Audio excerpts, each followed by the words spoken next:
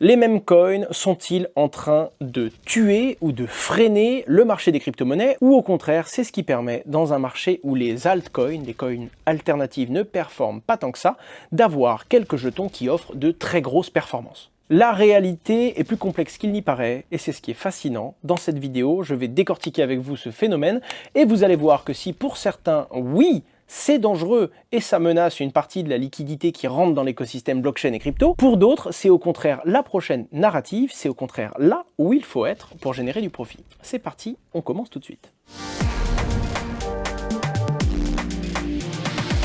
Alors tout d'abord, revenons rapidement sur le concept de mème. Qu'est-ce que c'est ?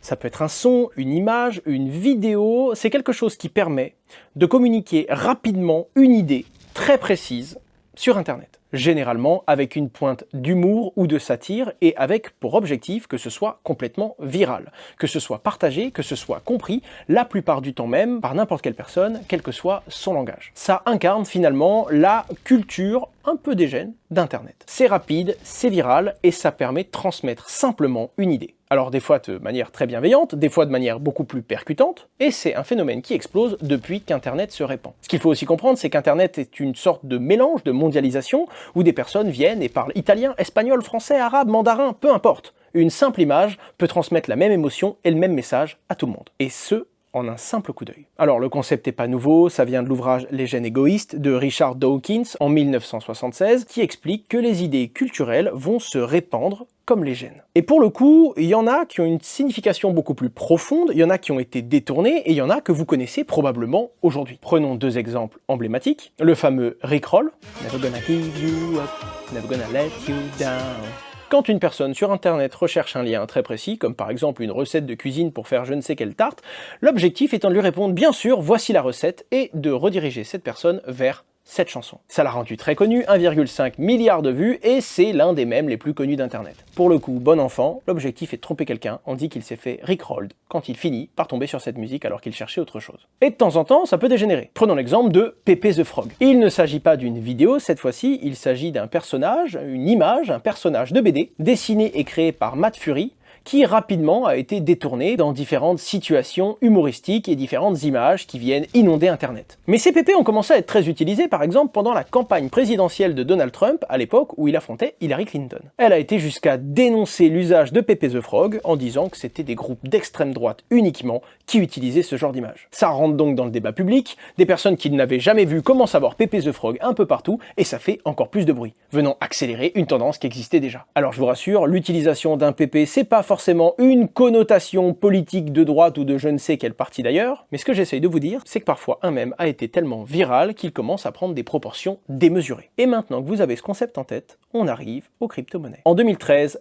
de nouvelles crypto-monnaies commencent à voir le jour sur le marché. Bitcoin n'est plus tout seul. Un développeur veut se moquer de toutes ces initiatives qui se disent être le nouveau Bitcoin, la révolution, le Bitcoin 2.0, ce qui sera mieux que Bitcoin, qui est, et qui est toujours aujourd'hui, la base et la plus grosse des crypto-monnaies. Pour se moquer de cette course à qui sera la meilleure crypto, il décide de se baser sur l'un des mèmes le plus connus de l'époque, le Doge, une tête de chien, un Shiba Inu, qui se pose des questions existentielles sur la vie avec un anglais approximatif et un bon texte en comics sans MS. Et il décide de lancer le Dogecoin. J'ai fait une vidéo intégrale dessus, si vous voulez vous amuser, je vous invite à regarder cette vidéo qui n'a pas pris une seule ride, c'est toujours aussi vrai aujourd'hui, et qui est et restera probablement longtemps la blague la plus rentable du 21e siècle. À l'origine, c'était du second degré, une crypto-monnaie qui entre guillemets ne servait à rien, même si elle repose sur un consensus de proof of work plutôt décentralisé aujourd'hui. Cette blague a plu. Vraiment beaucoup plu, par toute la communauté. Beaucoup de gens ont commencé à en acheter, à en détenir, à en conserver, et c'est ce qui fait que Dogecoin est l'une des crypto-monnaies les plus valorisées au monde aujourd'hui. Tout comme les mèmes incarnent la culture Internet, le Dogecoin incarne les investisseurs des gènes et ceux qui continuent à perpétuer cette tradition d'Internet dans le monde des crypto-monnaies. Et comme je vous l'ai précisé, elle n'avait aucune ambition, aucun projet, elle n'avait pas prévu d'apporter quoi que ce soit de particulier, mais au moins, c'était clair, et c'était clair depuis le début. Et ça n'a pas empêché son succès. Mais alors finalement, il est où le problème? Eh bien, commençons par un constat. Aujourd'hui, 7 crypto-monnaies du top 100, c'est-à-dire des crypto-monnaies les plus valorisées, sont des meme coins. Des coins qui reposent, entre guillemets, sur rien, même si parfois avec le lancement de la crypto-monnaie, le projet commence à avoir des budgets et se met à développer des choses. L'idée à l'origine, c'est simplement un concept amusant qui réunit une communauté qui va s'engager pour investir et soutenir le cours du projet. Les mêmes coins représentent 50 milliards de dollars. Alors oui, proportionnellement aux 1800 milliards de dollars du marché des cryptos, 50 milliards, c'est pas grand-chose. Mais on parle de 50 milliards de dollars de valorisation de crypto-monnaies à tête de chien, chat ou je ne sais trop quoi, qui ont performé et qui ont des mêmes coins les plus connus sur à peu près toutes les blockchains, de Solana en passant par Base, qui sont les blockchains les plus utilisées en ce moment, jusqu'à ce Dogecoin indémodable sur sa propre blockchain. On en retrouve un petit peu partout et il y a des concepts qui naissent comme ça sur à peu près tous les réseaux. En avril 2024, l'un des dirigeants de Coinbase a pris la parole pour expliquer qu'il y a eu, rien que sur ce mois-là, plus d'1,1 million de nouveaux tokens crypto créés dans le monde. Il explique qu'il y en a 370 000 basés sur Ether, alors en réalité des Layer 2 d'Ether, des secondes couches, notamment la blockchain Base, et environ 640 000 sur Solana. Alors pourquoi Base et Solana? Parce qu'en fait, ce sont des blockchains où les frais de transaction sont très bas. Quand on commence à acheter et vendre des mêmes coins qui n'ont pas vraiment d'objectif dans l'espoir de gagner beaucoup d'argent, ou juste parce que ça nous fait rigoler, on n'aime généralement pas payer 8 € sa transaction et l'attendre plusieurs minutes. Ce qui est intéressant, c'est qu'à ce moment-là, 70% des jetons créés sur la blockchain Base sont des mêmes coins, et 88% sur la blockchain Solana. Autant vous dire qu'on parle de la quasi-majorité de toutes les nouvelles cryptos créées sont des mêmes coins. Ça a tellement de succès que les gens sont là à se dire « Ok, quel autre mème pourrait fonctionner et quel autre concept je peux lancer pour potentiellement le maintenir ou au contraire le voir mourir quelques heures après, peu importe, c'est drôle. » En tout cas, ça en fait rire beaucoup. En se basant sur ce constat-là, 7 tokens dans le top 100, 50 milliards de dollars et le fait que ça a été la majeure partie des nouveaux tokens il y a quelques mois et donc de l'activité sur certaines blockchains, on ne peut pas détourner l'attention de ce phénomène.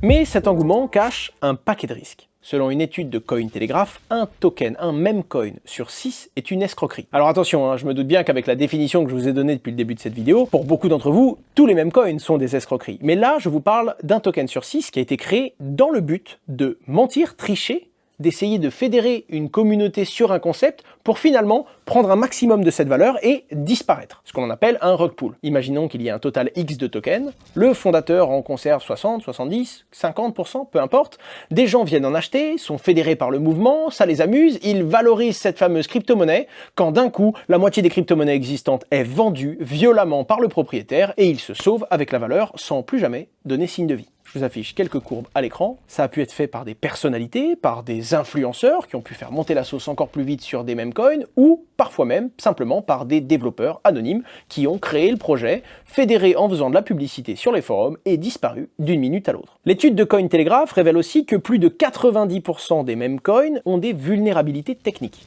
Alors une vulnérabilité technique, ça peut être une vulnérabilité dans le contrat qui permet de générer de nouveaux jetons, ou encore dans les fameux smart contracts qui vont gérer cette liquidité permettant d'en acheter ou d'en vendre, car très souvent ce n'est pas listé uniquement sur des gros exchanges, mais aussi dans des échanges décentralisés, c'est-à-dire dans la blockchain directement, permettant aux gens d'en acheter et d'en vendre sans passer par aucune plateforme. Mais on peut se demander comment est-ce que ça prolifère autant? Pourquoi est-ce qu'il y en a eu autant d'un coup quand on se dit que sur le mois d'avril c'est la quasi-totalité des nouvelles crypto-monnaies qui ont été créées, alors que vous ne connaîtrez même pas la plupart d'entre eux, et vous entendrez probablement jamais leur nom? Qui a pu en créer autant?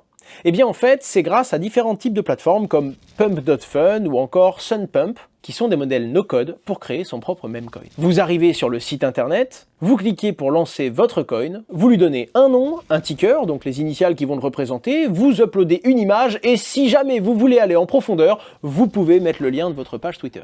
Vous expliquez le concept, un petit texte, et là c'est parti, vous cliquez sur Start et ça démarre. Pendant une première phase de temps, les gens vont pouvoir en acheter ou en vendre directement sur le site internet. En vrai, ils vont mettre en séquestre une crypto-monnaie. Sur Pump.fun, c'est par exemple du Solana, ce qui va commencer à valoriser non seulement un jeton, celui que vous êtes prêt à acheter, mais également l'entièreté des jetons qui vont être créés. C'est ce qu'on appelle la bounding curve. Pump.fun s'engage dès que la bounding curve, c'est-à-dire la valeur de la supply de toute cette crypto-monnaie créée, dépasse les 69 000 $.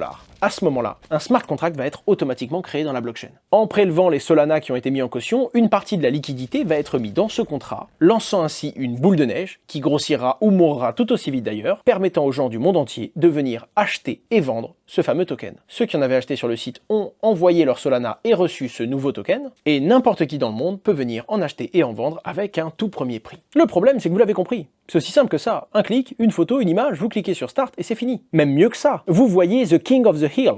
C'est le roi de la colline, c'est-à-dire que le projet le plus proche de ce financement, celui qui est le plus proche de ces 69 000 $, celui qui a deux doigts de partir, d'être live et d'être enfin créé sur la blockchain, eh bien il est affiché tout en haut du site. Ça buzz, ça attire l'œil, les gens peuvent même poster des commentaires pour expliquer pourquoi ce même coin va changer le monde et pourquoi vous devriez investir. Ce côté marketing plaît à la communauté des gènes plus que jamais, ça met sous les projecteurs des projets qui ont une chance, et certains, même ceux qui n'y croient pas particulièrement, essayent de rentrer en espérant que ça monte un peu pour revendre quelques heures. On s'éloigne évidemment de l'investissement, on se rapproche terriblement du gambling, mais ça plaît. Le projet Pump.Fun a même généré plus de 100 millions de dollars de revenus en 8 mois. Pour certains, c'est clairement un coup de génie. Alors, hormis la facilité, ces sites sont censés garantir un fair launch. Ce qu'on appelle un fair launch, c'est le fait que vous lancez une crypto-monnaie, vous n'allez pas en vendre 20 alors que vous en détenez 80 de côté. Ça évite les ventes privées, ça évite que certains investisseurs soient avantagés. La particularité, c'est qu'il y a toujours des gens qui arrivent à sniper ces nouveaux tokens. Généralement avec des bots, avec un système automatique, c'est-à-dire beaucoup plus rapide qu'un humain qui regarde toutes les transactions dans la blockchain.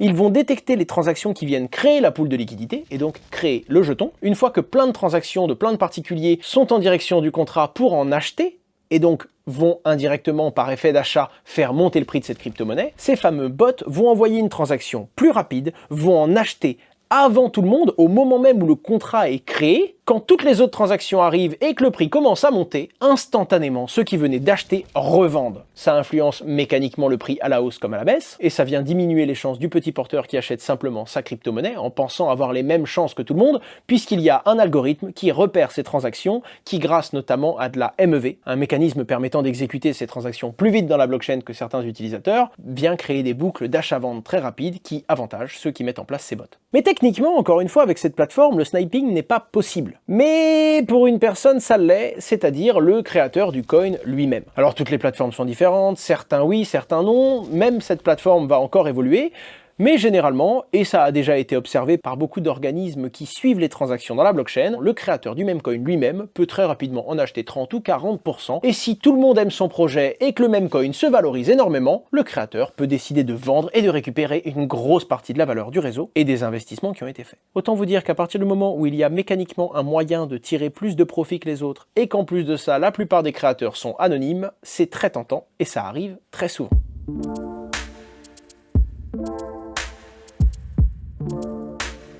Alors finalement, le problème de fond, c'est quoi? Le problème de fond, c'est que pour beaucoup de monde, ça menace l'écosystème. J'ai demandé sur mes réseaux sociaux aux gens qui me suivent quels étaient le premier coin qu'ils ont acheté. Environ 5% d'entre eux m'ont dit que c'était un même coin et qu'ils ont découvert les crypto-monnaies grâce à ça. Par contre, les 2/3 des personnes qui m'ont suivi ont dit avoir acheté à un moment ou à un autre un même coin. C'est donc très clairement quelque chose qui est connu et suivi plus ou moins par toutes les personnes qui sont dans les crypto-monnaies. Le premier risque, c'est que ça crée des faux volumes. Des gens qui achètent, qui vendent, des activités qui sont entre guillemets artificielles sur certaines blockchains parce qu'elles peuvent à tout moment, tout comme elles sont venues, disparaître, en générant de fausses activités ou en tout cas des activités qui ne seront pas durables sur certains réseaux. Même si, comme je l'expliquais dans la vidéo sur Solana, ce genre de coin et d'initiative, même si les gens viennent simplement gambler, je pense qu'on peut le dire, ont apporté de l'intérêt, des transactions et de l'activité à des blockchains qui en avaient besoin à ces moments-là. Et le Solana est aujourd'hui revenu plus fort que jamais, en partie grâce à certains meme coins comme par exemple le Bonk. Le deuxième point, c'est qu'il y a des gens qui font leur initiation avec leur meme coin, ou qui, dans les premiers tokens qu'ils vont choisir, vont vouloir avoir un meme coin. Le problème, c'est que ça rapproche cet investisseur du gambling. Une personne pourrait vite croire que c'est ça, investir dans les crypto-monnaies. Une personne pourrait également perdre de l'argent et ne plus jamais vouloir réinvestir dans le monde des crypto-monnaies suite à sa terrible expérience sur les mêmes coins.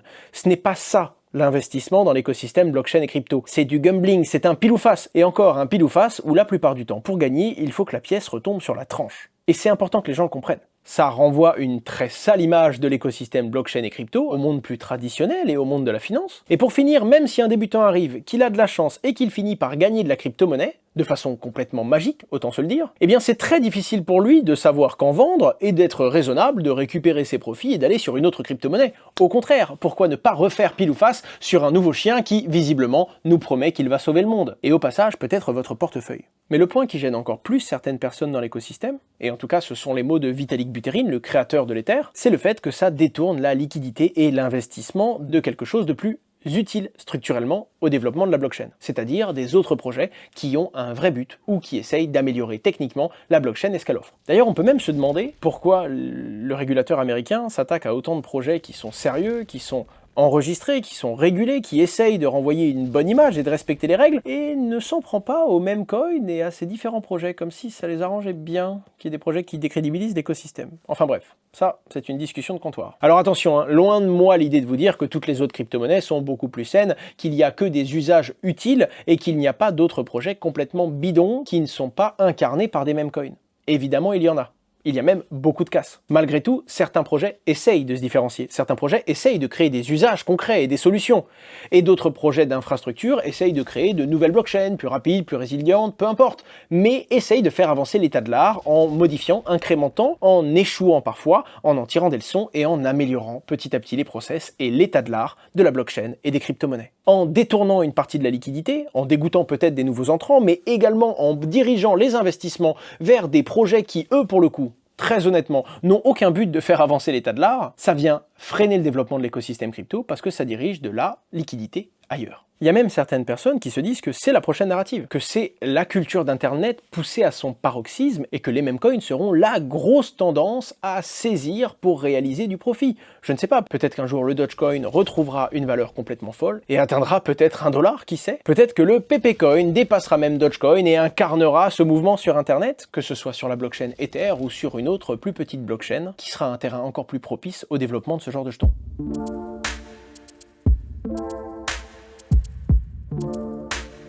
Je ne suis pas en train de vous dire que c'est bien ou c'est mal. Non seulement je considère que ce n'est pas mon rôle et ce n'est pas non plus mon objectif dans cette vidéo. J'estime que les plus gros perdants sont ceux qui jouent la partie, qui achètent des meme coins sans savoir comment fonctionne cette musique. Mon objectif à moi est de vous donner les clés, de vous permettre d'analyser, de comprendre comment ça fonctionne. Ensuite, que vous ayez envie d'investir, que dis-je, de gambler, ça vous regarde. Mais que vous le fassiez en connaissance de cause. Une fois que les risques ont été établis, qu'ils sont clairs, que c'est transparent, chacun peut prendre ses propres décisions. Vous savez à quel jeu vous jouez. Le problème, et ce qui nuit probablement profondément à cet écosystème, c'est que beaucoup ne connaissent pas les conséquences, ni même les mécanismes mathématiques qui permettent à certains d'être terriblement avantagés et qui font souvent, j'insiste sur le souvent, des créateurs de ces différents jetons les mieux servis. Maintenant que c'est clair et que vous savez quels sont les risques qui sont derrière ces investissements, enfin, derrière ces paris, vous ne pourrez pas dire que vous ne le saviez pas. C'était Asher, j'espère que cette vidéo vous a plu. N'hésitez pas à vous abonner, je crée du contenu, je vulgarise, j'explique le monde de la blockchain, des crypto-monnaies, et j'essaye de démocratiser l'investissement dans les différentes technologies. Vous savez que plus de 60% des gens qui regardent mes vidéos n'ont même pas pris le temps de cliquer sur le petit bouton s'abonner quand même, parce que ça change rien du tout pour vous, c'est toujours gratuit,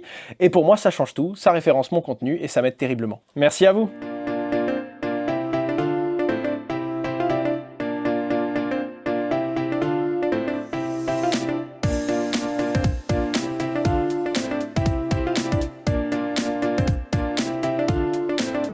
Never gonna give you up, never gonna let you down.